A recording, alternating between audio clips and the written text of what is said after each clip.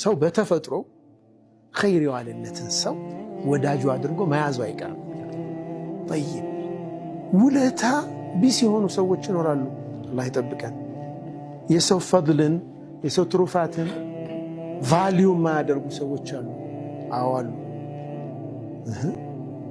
አላህ እያበላ እየረዘቀ ህይወት ሰጥቶ አልተከደም እንዴ?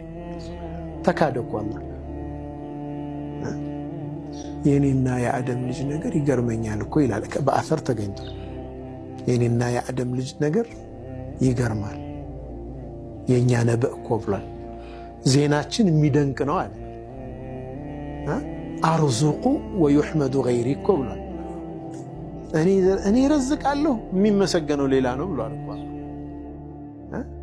አኽሉቁ ወዩዕበዱ ገይሪ እኔ የፈጠርኩ የሚመለከው ሌላ ነው አለ። ሪዷ ናሲ ጋየቱን ላ ቱድረክ ሰውን እስከ መጨረሻው ይወድልኛል ብላ አትጠብቀው። ያ የማይገኝ ነገር ነው። ነቢዩላህ ሙሳ ዓለይሂ ሰላም